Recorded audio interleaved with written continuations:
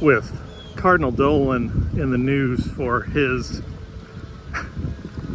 equating Charlie Kirk with the Apostle Paul, St. Paul. I thought it would be helpful if I did a short video discussing the reality of Cardinal Timothy Dolan, Timothy Cardinal Dolan, a man who witnessed, blind-eyed, covered up, enabled my child sexual abuse by Father LeRoy Valentine here at the Church of the Immacolata in Richmond Heights, Missouri, a suburb of St. Louis. The Galleria Mall is just right over there. And this is actually the path I took the morning when I believe the worst stuff happened. This is Tanglewood coming up on Clayton Road here with the Immacolata and the church and the steeple is right there in the rectory. One of the reasons I wanted to do this video was to answer a question, an objection about then Father, now Cardinal Timothy Dolan. You know, people have told me that they've had Catholic therapists tell me that Cardinal Dolan simply didn't know what was going on. He didn't know that I was being abused.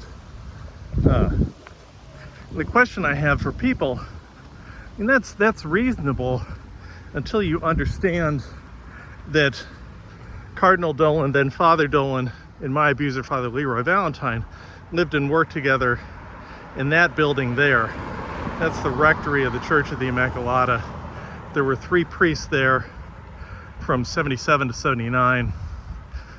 Father, now Cardinal Timothy Dolan, Father LeRoy Valentine, my abuser, and Monsignor Cornelius Connie Flavin.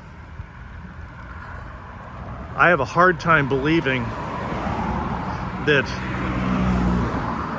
Father Valentine could abuse me, and I don't even know how many people in that rectory that was shared by those 3 men, including some abuse that happened upstairs in that rectory. I don't understand how then Father, now Cardinal Timothy Dolan, couldn't know what was happening. And just so you have a little bit more context, so this kind of lower building there, that's the sacristy. My painting took place, basically stuff that happened right there in that part of the sacristy behind Immacolata. I'm really mystified that people could wonder how Cardinal Dolan could believe that Cardinal Dolan would not know that boys were being sexually abused in the rectory at Immacolata, given that the 3 of them lived in close proximity. You know, another guy has told me, and I have the same story, of being abused upstairs in the rectory at Immacolata by Father Valentine with the door open. That's the same rectory that was shared by Father Dolan, Father Valentine, my abuser, and Monsignor Flavin. And the 3 of them lived, you know, it's basically a medium-sized house. The rectory at the Immacolata, Church of the Immacolata in St. Louis, is basically a medium-sized house with 3 men living in there. I don't understand. I don't believe that someone like Father Valentine could be sexually abusing children for a period of 2 years, and neither Dolan nor Monsignor Flavin would know what was happening. This is the back of the church. This is the new addition. This wasn't here when I was here. But this is just a little orientation. So that's the gym, which was the old church. This church was built, I think, sometime in the 60s. If you know my story, my abuse began in confession. This is the confessional right here, where my abuse began. My abuse by Father LeRoy Valentine began. That's the confessional. You know, a lot of stuff happened then in the rectory, and I'm going to walk you over to the rectory and kind of show you the lay of the land. This is basically the rectory here. It's not a big building. It's kind of a medium-sized building with, offices and a kitchen and a dining room downstairs. And then there are bedrooms and a bathroom upstairs. This is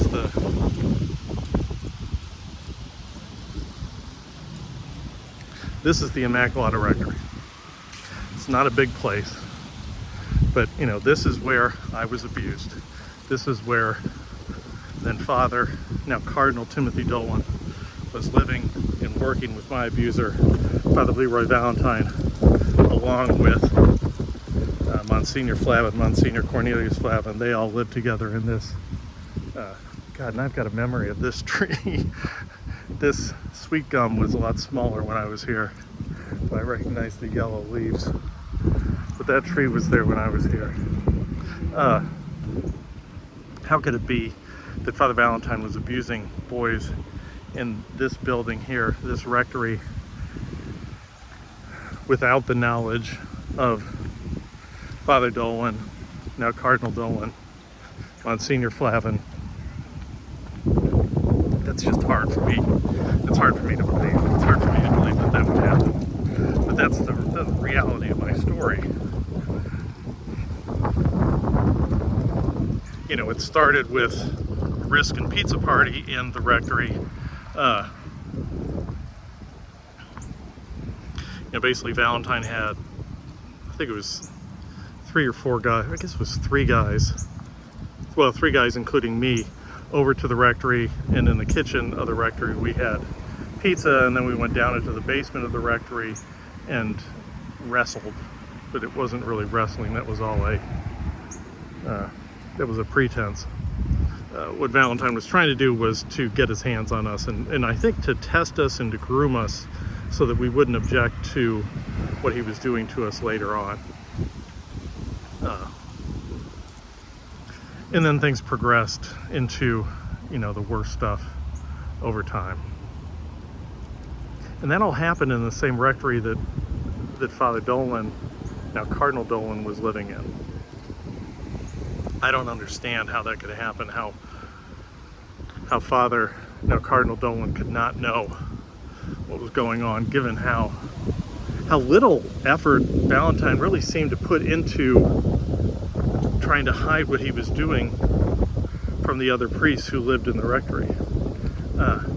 I really don't remember Valentine making any significant effort to hide his, you know, his activities, his actions from the other priests in the rectory. Father Dolan, now Cardinal Dolan, Monsignor Flavin.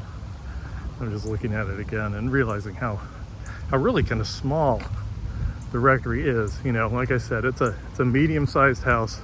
There are probably 3 or 4 bedrooms up there and a bathroom. And I remember there is a TV room. I've got memories of abuse in the TV room.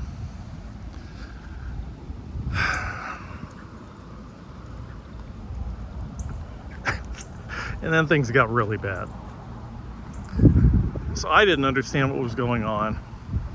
I thought it was a privilege, what Father Valentine was doing to me. Or, yeah, sure, things got weird at the end, and this is the school here. Sure, things got weird at the end, but the fact that my abuser, Father LeRoy Valentine, gave me the power to consecrate the Eucharist kind of outweighed everything. And that was what Valentine told me he was doing. That's really how he got to me. And then things got really bad. So I went on with my life, really none the wiser for what had happened to me. Yeah, it got weird, but you know, adults are weird. Priests especially are weird. Priests are weird adults, basically, is my attitude. And then we moved back to St. Louis, and my now ex-wife wanted the kids to be raised Catholic, so you know, I agreed with that. I didn't really understand what had happened to me, so I didn't think any differently. I didn't know enough to object. It was a weird experience going to church and getting back into church. At least I was in a different parish. It probably would have been very different if I'd been raising my kids at Immacolata, the same parish I was abused in. I raised my kids in Mary Queen of Peace, Many Queer People, as we used to call it. And then Spotlight happened. And essentially what happened with Spotlight was, so I'm talking about Spotlight, the movie, the writing of the articles chronicled in the movie. That's the second half of 2001. The articles dropped in January 2002. The publication of those articles by the Boston Globe prompted the New York Times to launch its own investigation. And for whatever reason, the New York Times ended up in St. Louis. So on March, I think 3rd, 2002, the New York Times published a piece, "Two Paths, No Easy Solution on Abusive Priests," that named Father LeRoy Valentine my favorite priest and my favorite people from my childhood as an abuser, which completely threw me. Because again, while Valentine did some weird stuff with me, you know, adults are weird and priests are weird and priests are old adults, and you know, it's all just kind of weird and mysterious is how I thought about it. But I did have some memories including, I've talked about the memory of kind of bailing out of the rectory here and then running along here and then down this road and then down Clayton Road. I did have that memory, but I didn't know what it meant. But so on March 6, 2002, in the aftermath of Spotlight and then my Spotlight, I called the Archdiocese, and by then Auxiliary Bishop Dolan, now Cardinal Dolan, called me back. I told Dolan my memories. He very quickly, without any investigation, told me my memories didn't mean anything. Nothing happened. It was impossible that anything could have happened. I asked Dolan, you know, is what they're saying about Father Valentine, is there any way that's true? And Dolan's like, no, that's impossible. I knew Father Valentine, I lived and worked with him, we were in the seminary. I know there's no way LeRoy Valentine could do any of the things he's accused of. I know there's no way he could hurt a child, which was good enough for me. So I just went on my way. Bishop Dolan having given me a clean bill of health. And then I got sick. And that's the reality of Timothy Cardinal Dolan.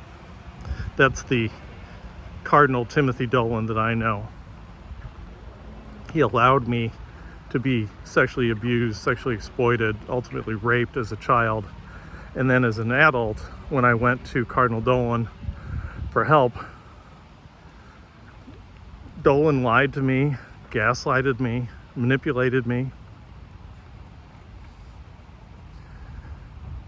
So that's the person, that's the kind of person who's rendering these verdicts, who's attesting to the character of Charlie Kirk.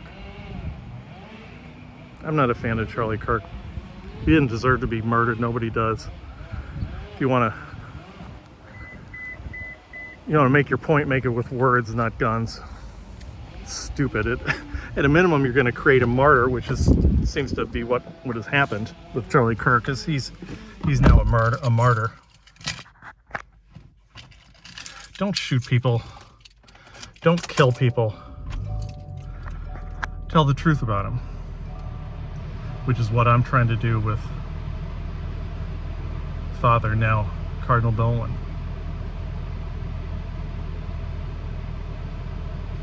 You know, Cardinal Dolan, I trusted you.